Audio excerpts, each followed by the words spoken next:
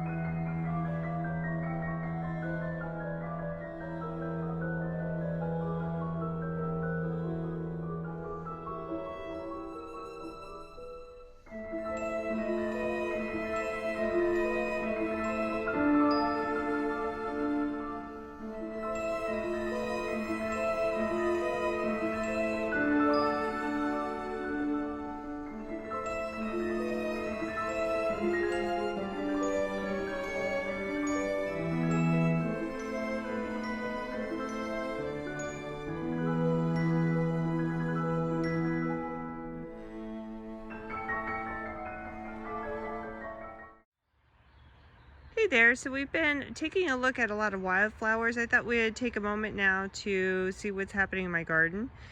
And can you see my pup over there? That is Betty Lou. She's walking around. She helps me with the garden sometimes, usually just kind of walking through it. But let's see what's growing in my garden. And these are some things that you might find at some farms right now that are growing too.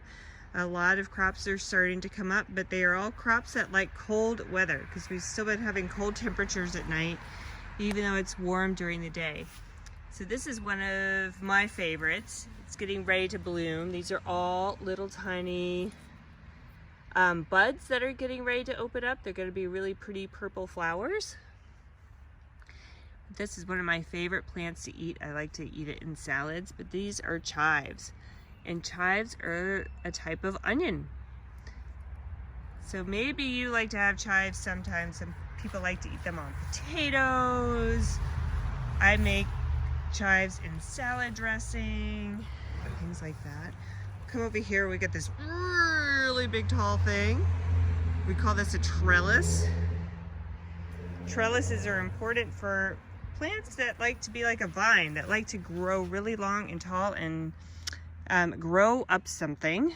And what I have here is actually a pea tendril. So this is a baby pea plant. So this plant is going to get taller and taller and taller, and it's going to keep growing taller and taller, and it'll grow up this trellis, and then it'll start making little pea plants. So whenever you eat peas, these are the kinds of plants that come from them. But when they get bigger, they'll start to grow little flowers on them, and from the flowers, little pea pods will grow, and that's where we'll get our peas from. So I have those coming up, and then all in these rows. You can see I have it coming up in rows. I actually need to come and pull some of these up. Some of them are actually ready to eat. Does this look familiar? Can anybody guess what this is? I want to take a look right here. Somebody's even been munching on this. Probably one of the rabbits in my yard. This is all baby spinach. So spinach and lots of lettuces don't mind the cold weather so much in the springtime. And those are some of the earlier crops that we can plant. So lots of spinach and peas over here. You can come around. These are some more pea plants, but these are called sugar snap peas. So you might eat those, and those you'll eat the whole pod and the peas inside. So those are getting ready to grow up this trellis here. This one, I've been making this into tea recently, but this is one, if you rub it with your fingers and then you smell your fingers, it actually has the most pleasant scent. This is mint. So I like to make a lot of mint tea when it's warm during the day. I'll put some of these leaves, I'll break them off. I could put them in water. I could put them with some other tea bags and sit them in the sun and make some sun tea. So delicious. But mint loves to take over my garden. Take a look at that. Nothing growing down there yet. No carrots. That's just a fake one. We'll come over here. I've got some more peas that I'm going to grow up this trellis. But right behind it, take a look at that. These are all baby lettuces. Now these are a little crowded, so I'm going to need to come in here, probably start pulling some of them up. If I pull any of them up right now, let's see if I can get it. Take a look at this. That, if you can see, let's see if I could get a better look at that. That is actually the root of the lettuce plant. See that? That's the root, and that little root is what holds the lettuce down. It also helps absorb nutrients from the soil and also sucks up some water for this plant to grow from. So, but this is a nice little baby lettuce, so I'll be eating some yummy salads. But if I look also in my garden bed, do you see all these depressions in here? That's where some rabbits have been playing. I wonder if Peter Cottontail has been in here. I think so. So, and when we saw the chives earlier, this is another kind of chive plant.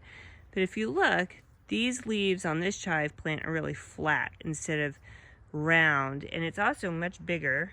It doesn't have the big flowers on it like the other chives do. It will eventually have something like a flower on it. But these are garlic chives. So if I were to pick this off and eat it, it tastes just like garlic. So, and I have lots of herbs that grow in here as well. Some of these come back every year, which are what we call perennial plants. This is a bee balm plant. which a lot of my rabbits like to eat. Oh, and this here, this is another kind of lettuce. It's very popular. These are little baby kale plants. So those are starting to come up. Now, I don't know if some of you know, but I also work at a farm called Drumlin Farm. And at our farm, we have a lot of the same things coming up, but also like arugula, and we've planted a lot of onions and carrots, things like that to eat. Potatoes.